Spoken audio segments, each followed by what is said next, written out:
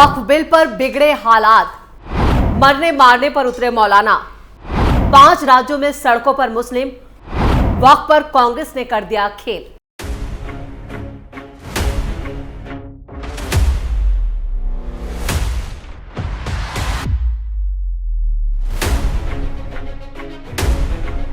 नमस्कार, आप सभी का बहुत बहुत स्वागत है। आप देख रहे हैं स्पेशल स्टोरी। मैं हूं परवीन शेख।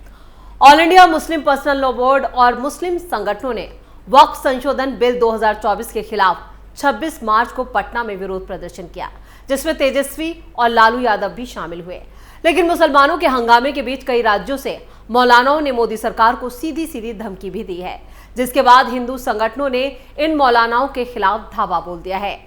अब वक्फ पर हिंदू संगठन और मुस्लिम संगठन आमने सामने हैं और ये हम दिल्ली में देख चुके हैं। जब दिल्ली पर जंतर मंतर में मुस्लिम संगठन विरोध प्रदर्शन कर रहे थे तो उस वक्त हिंदू संगठन भी सड़कों पर उतर आए थे और वो वक्फ के समर्थन में यहां पर विरोध प्रदर्शन कर रहे थे।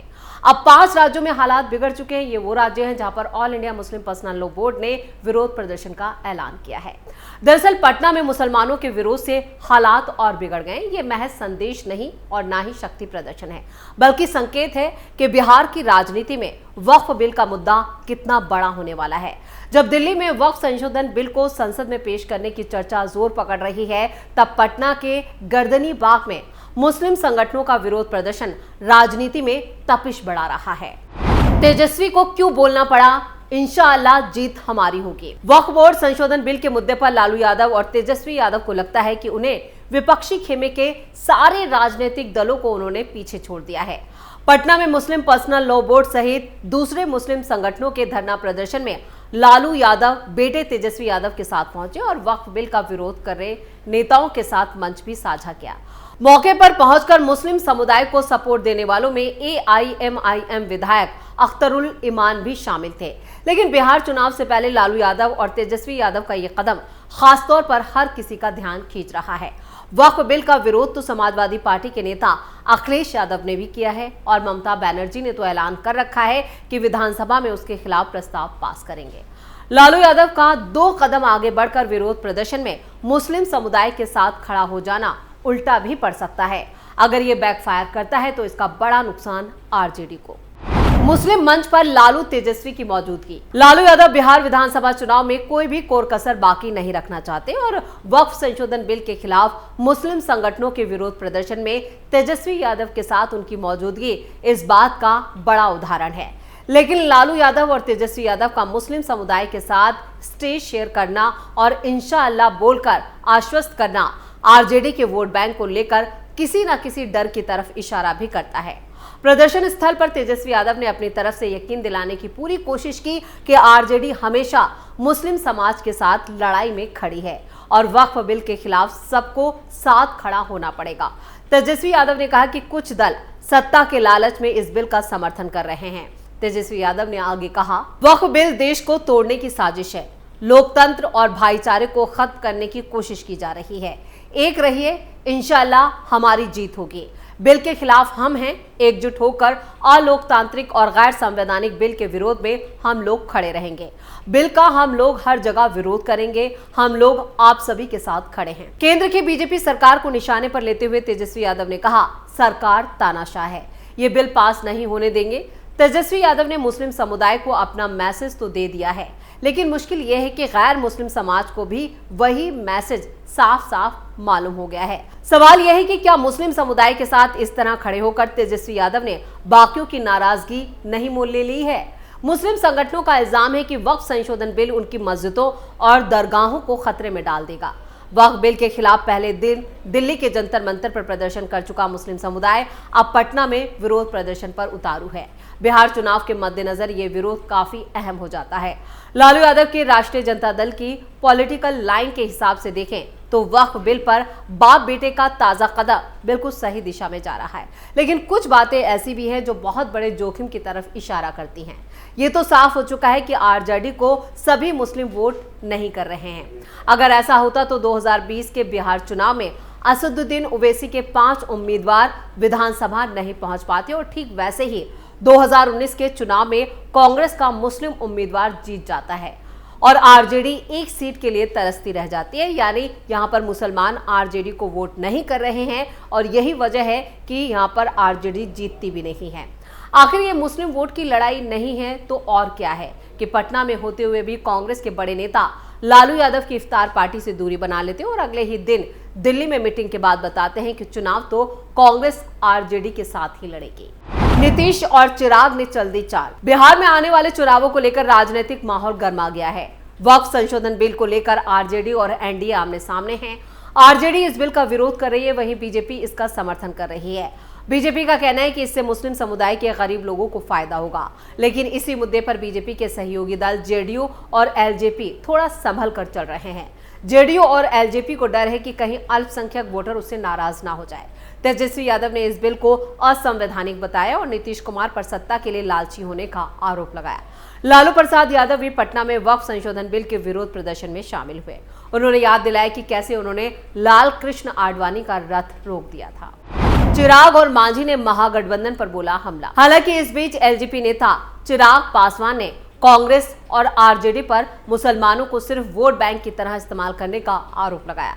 वहीं जीतन राम मांझी ने वक्फ बिल का विरोध करने वालों पर बड़ी टिप्पणी की। जाहिर है कि बिहार में वक्फ संशोधन बिल को लेकर सियासी घमासान तेज रहेगा। सभी पार्टियां अपनी अपनी रणनीति के हिसाब से चल रही हैं। कोई भी पार्टी मुसलमानों के वोट से बेदखली नहीं चाहती। उधर all India Muslim personal law board इस बिल का देश भर में विरोध कर रही है, जो पटना से शुरू हो चुका है और इसकी धमक दिल्ली में भी सुनाई दी। उनका कहना है कि केंद्र सरकार वक्फ संपत्तियों पर कब्जा करना चाहती है। All India Muslim personal law board का आरोप है कि सरकार उन संपत्तियों को हड़पना चाहती है जो उनके पूर्वजों ने लोगों की भलाई के लिए दान की थी। उनका कहना है कि सरकार गैर कानूनी तरीके से इन संपत्तियों पर कंट्रोल करने की कोशिश कर रही है। हालांकि बीजेपी के नेतृत्व वाले एनडीए के सामने वक्फ का मुद्दा एक मुश्किल स्थिति पैदा कर रहा है। इससे राज्य के वोटर बढ़ सकते हैं। बीजेपी इस बिल का समर्थन कर रही है, लेकिन उसके सहयोगी दल थोड़ा संभल कर जवाब दे रहे हैं। मुख्यमंत्री नीतीश कुमार की जेडीयू और केंद्रीय मंत्री चिराग पासवान की एलजेपी रामविलास पासवान को हमेशा से राज्य में अल्पसंख्यकों का समर्थन मिलता रहा है। ये नेता हर साल इफ्तार पार्टी भी देते हैं, लेकिन इस बार उन्हें कुछ संगठनों के विरोध का सामना करना पड़ा। अब देखना यह है कि वो इस बिल पर क्या रुख अपनाते हैं। चिराग पासवान ने अपने पिता रामविलास पासवान 2005 के राजनीतिक कदम को याद करते हुए एक बड़ा बयान दिया। उन्होंने कहा, मैं अपने पिता के नक्शे कदम पर चलता रहूंगा। उन्होंने ये वादा करके अपने राजनीतिक करियर को खतरे में डाल दिया था कि वो उसी पार्टी का समर्थन करेंगे जो किसी मुस्लिम को बिहार का मुख्यमंत्री बनाएगी। तो मुस्लिम संगठन कई राज्यों में धरना प्रदर्शन कर रहे हैं। वक्फ बोर्ड अधिनियम में संशोधन कानून को लेकर विपक्ष का सियासत करना वाकई मुसलमानों के साथ दुर्भाग्यपूर्ण ही कहा जाएगा।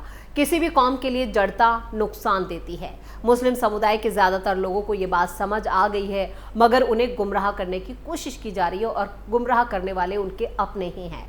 वक्फ सुधारों को लेकर कोई भी ये नहीं समझ सका कि इससे आम मुसलमानों को क्या फायदा और क्या नुकसान होगा। हाँ, धर्म के नाम पर ठेकेदारी करने वालों को जरूर डर है कि उनकी दुकान बंद हो जाएगी, उनके अवैध कब्जों की पोल खुल जाएगी। जिस संपत्ति का इस्तेमाल आम मुसलमान की बेहतरी के लिए होना चाहिए था, उसका गलत इस्तेमाल हो रहा है। इसी को छिपाने के लिए कट्टरपंथी आम मुसलमानों को ढाल बनाना चाहते हैं। इन सुधारों से आम मुसलमानों को फायदा है, इससे चंद लोगों का एकाधिकार खत्म होगा। जब संयुक्त संसदीय समिति यानी जेपीसी में इस पर बात हुई थी, तो वहां भी विरोधियों ने सार्थक सुझाव के बजाय चर्चा को रोकने की कोशिश की। आज मुस्लिम समाज में छटपटाहट है कि वो कैसे खुद को कट्टरपंथी ताकतों के दबाव से मुक्त करके सुधारों का हिस्सा बने, विकास की राह में आगे बढ़े। वो विकास की मुख्य धारा से जुड़ना चाहता है, लेकिन कट्टरपंथी उन्हें आगे नहीं बढ़ने दे रहे। मुस्लिम महिलाएं भी चाहती हैं कि उनकी समान भागीदारी का रास्ता खुले। वक्फ संशोधन भी वक्त की जरूरत है और संविधान की भावना के अनुरूप है। संविधान की बुनियाद ही बराबरी के सिद्धांत पर टिकी है। महिलाओं को वक्फ में प्रतिनिधित्व देने से भ्रष्टाचार पर भी अंकुश लगेगा, नए विचार आएंगे। वास्तव में वक्फ सुधार का कदम बहुत पहले उठाया जाना चाहिए था। केंद्र सरकार ने पुरानी गलतियों को सुधार कर नई व्यवस्था के लिए जो संशोधन प्रस्तावित किए हैं, उसमें वक्फ बोर्ड ज्यादा प्रभावी रूप से काम कर पाएगा। ये सच्चर कमेटी की सिफारिशों के भी अनुकूल है, जिसकी वकालत कभी यूपीए के लोग किया करते थे। जो लोग इसे धार्मिक मामलों में दखल बता रहे हैं, उन्हें समझना चाहिए कि ये इबादत से जुड़ा मुद्दा नहीं है, बल्कि संपत्तियों के मैनेजमेंट का मामला है।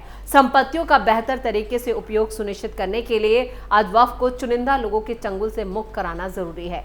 अधिनियम में संशोधन करके एक पारदर्शी, जवाबदेह और समान प्रतिनिधित्व की व्यवस्था लागू करने की कोशिश की जा रही है। मुस्लिम समुदाय के उपेक्षित तबकों की भागीदारी का इंतजाम इस बिल में संशोधन करके किया गया है। नए प्रावधानों में व्यवस्था है कि वक्फ संपत्ति को निष्पक्ष तरीके से चिन्हित किया जाए और अगर कोई विवाद है तो उसका समुचित कानूनी निस्तारण हो। और इन संशोधनों से वक्फ बोर्ड ज्यादा सक्षम, पारदर्शी और जवाबदेह होगा।